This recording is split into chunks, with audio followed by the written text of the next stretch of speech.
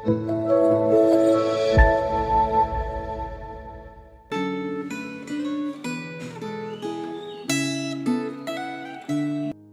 saudara-saudari terkasih, satu anugerah yang Tuhan kembali berikan kepada setiap kita sehingga kita boleh merenungkan firman Tuhan dalam refleksi Gemah hari ini. Mari untuk mengawalinya kita kembali teduhkan hati, kita bersama bersatu di dalam doa. Bapa kami yang di surga, kami sungguh bersyukur anugerah demi anugerah kami saksikan dalam langkah perjalanan kami. Hingga pada saat ini kami boleh punya waktu yang berharga untuk boleh kembali merenungkan firman-Mu dan kembali boleh disapa oleh firman-Mu. Pimpinlah kami, tuntunlah kami. Biarlah pada momen perenungan ini kami boleh kembali disegarkan melalui firman-Mu. Terima kasih ya Tuhan. Dalam nama anak Yesus Kristus kami bersyukur dan berdoa. Amin. Bapak Ibu Saudara terkasih, perenungan Gemah hari ini terambil dari Wahyu pasal yang keempat dengan sebuah tema di hadapan hadirat Allah. Untuk mengawali perenungan ini, saya akan membacakan bagian dari firman Tuhan ini, Wahyu pasal yang keempat. Kemudian daripada itu aku melihat, sesungguhnya sebuah pintu terbuka di sorga, dan suara yang dahulu telah kudengar berkata kepadaku seperti bunyi sangkakala, katanya, naiklah kemari dan aku akan menunjukkan kepadamu apa yang harus terjadi sesudah ini. Segera aku dikuasai oleh Roh dan lihatlah, sebuah tahta terdiri di sorga, dan di tahta itu duduk seorang. Dan dia yang duduk di tahta itu nampaknya bagaikan permata yaspis dan permata sardis, dan suatu pelangi melingkungi tahta itu gilang gemilang bagaikan zamrud rupanya. Dan sekeliling tahta itu ada 24 tahta, dan di tahta-tahta itu duduk 24 tua-tua yang memakai pakaian putih dan mahkota emas di kepala mereka. Dan dari tahta itu keluar kilat dan bunyi guruh yang menderu, dan 7 obor menyala-nyala di hadapan tahta itu. Itulah ketujuh roh Allah. Dan di hadapan tahta itu ada lautan kaca bagaikan kristal. Di tengah-tengah tahta itu dan di sekelilingnya ada 4 makhluk penuh dengan mata di sebelah muka dan di sebelah belakang. Adapun makhluk yang pertama sama seperti singa, dan makhluk yang kedua sama seperti anak lembu, dan makhluk yang ketiga mempunyai muka seperti muka manusia, dan makhluk yang keempat sama seperti burung nasar yang sedang terbang. Dan keempat makhluk itu masing-masing bersayap 6 sekelilingnya dan di sebelah dalamnya penuh dengan mata. Dan dengan tidak henti-hentinya mereka berseru siang dan malam, Kudus, Kudus, Kuduslah Tuhan Allah yang Maha Kuasa, yang sudah ada dan yang akan datang. Dan setiap makhluk-makhluk itu mempersembahkan puji-pujian dan hormat dan ucapan syukur kepada Dia yang duduk di atas tahta itu dan yang hidup sampai selama-lamanya. Maka tersungkurlah ke-24 tua-tua itu di hadapan Dia yang duduk di atas tahta itu, dan mereka menyembah Dia yang hidup sampai selama-lamanya.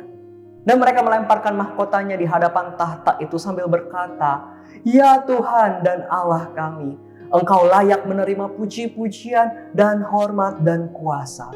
Sebab Engkau telah menciptakan segala sesuatu, dan oleh karena kehendak-Mu semuanya itu ada dan diciptakan. Sampai sedemikian jauh pembacaan firman Tuhan.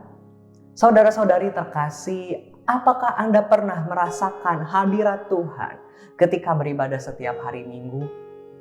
Atau pernahkah Anda mendengar atau mengucapkan, saya lebih sungguh merasakan hadirat Allah ketika dalam momen kebaktian?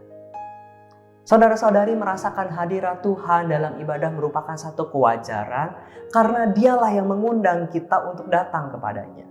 Dalam ibadah kita merasakan hadirat Tuhan di saat Dia, sang pemilik ibadah itu menyapa umatnya lewat firman yang disampaikan oleh hamba Tuhan, dan kita memuliakan Dia lewat pujian dan doa. Saudara-saudari terkasih, Yohanes yang saat itu berada di Pulau Patmos merasakan hadirat Tuhan melalui penglihatan yang dilihatnya. Sebuah penglihatan yang luar biasa yang Yohanes saksikan dalam momen perjumpaannya dengan Tuhan itu. Dia melihat pintu sorga terbuka dan dia diundang oleh Kristus untuk naik karena Kristus akan menunjukkan apa yang harus terjadi sesudah ini. Yohanes dikuasai oleh Roh dan dia melihat serangkaian pemandangan yang luar biasa megah dan ajaib. Dia dipenuhi oleh Roh Allah dia melihat sebuah tahta di sorga dan Allah sedang duduk di tahta itu.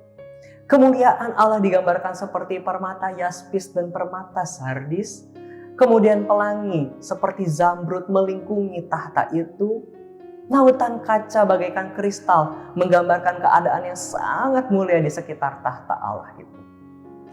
Sementara di antara seluruh kemegahan itu, pusat penyembahan adalah Allah Tritunggal yang Esa, yaitu Allah Bapa atau yang disebutkan Dia yang duduk di tahta itu pada ayat ketiga. Kemudian Yesus Kristus atau yang disebut Singa dari Yehuda, Tunas Daud, anak domba dalam pasal 5 ayat 5-7. Dan Roh Kudus atau ketujuh roh Allah yang disebutkan di ayat yang kelima. Dan di dalam suasana itu ada juga ke-24 tua-tua yang menyembah Allah.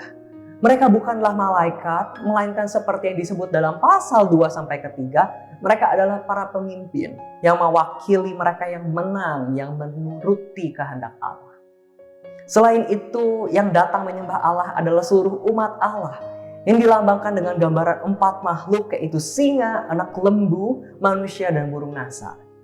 Umat manusia tidak henti-hentinya memuji Allah. Mereka berseru siang dan malam, "Kudus, kuduslah Tuhan Allah yang Maha Kuasa."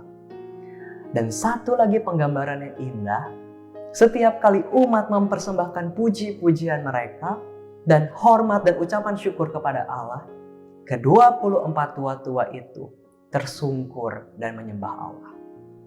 Saudara-saudari terkasih, seperti Rasul Yohanes, kita pun diundang oleh Kristus untuk menyembah Dia dalam ibadah. Dalam Tuhan menyapa umatnya melalui firman yang disampaikan oleh hambanya, dan umatnya merespons lewat pujian dan doa untuk mempermuliakan Dia. Rasul Yohanes punya momen yang luar biasa untuk menyaksikan hadirat Tuhan. Namun setiap kita juga di masa kini diundang untuk mengalami hadirat Tuhan yang sama. Bukan dengan pengalaman menerima visi yang sama memang, namun kita juga mengalami hadirat Allah yang sama itu. Apa respons kita menyambut kehadiran Allah seperti itu?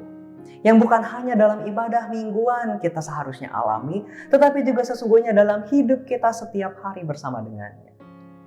Jika Allah yang hadir dengan demikian mulia dan kudusnya dalam hidup kita setiap hari, maka bagaimanakah seharusnya sikap hati dan diri kita dalam hidup kita setiap hari? Lalu melihat aspek penyembahan yang begitu kental dalam pembacaan firman hari ini, biarlah juga mengingatkan kita bahwa inilah tujuan hidup kita sebagai manusia. Sudahkah kita menghidupi tujuan utama hidup kita itu, yaitu untuk memuliakan dan menikmati Allah selama-lamanya? Biarlah seluruh perenungan hari ini menolong kita untuk kembali merenungkan apakah kita sudah melatih diri ini untuk senantiasa menghadirkan dan mengalami hadirat Allah itu dalam seluruh aspek hidup kita. Mari kita kembali bersatu di dalam doa. Ya Allah, kami kembali diingatkan betapa mulia dan kudusnya Engkau. Betapa besar, ajaib, dan mulianya hadirat-Mu itu yang hadir dalam hidup kami yang sesungguhnya penuh dengan dosa ini. Siapakah kami yang layak untuk menerima undangan-Mu, untuk boleh kami datang ke dalam peribadahan dan boleh mengalami persekutuan dengan-Mu setiap hari. Namun bersamaan dengan perenungan ini, ajarlah kami untuk boleh melakukan apa yang Engkau mau dalam hidup kami. Agar kami bisa sungguh memuliakan dan menikmati kehadiran-Mu di sepanjang hidup kami, mulai dari hari ini sampai selama-lamanya. Kami boleh sungguh menghayati hidup kami, apa yang menjadi tujuan hidup kami, yaitu untuk menyembah dan memuliakan-Mu, serta menikmati kebersamaan dengan-Mu dalam hadirat-Mu. Pimpinlah, mampukanlah kami ya Tuhan. Hanya dalam nama anak-Mu Yesus Kristus, kami bersyukur dan berdoa. Amin.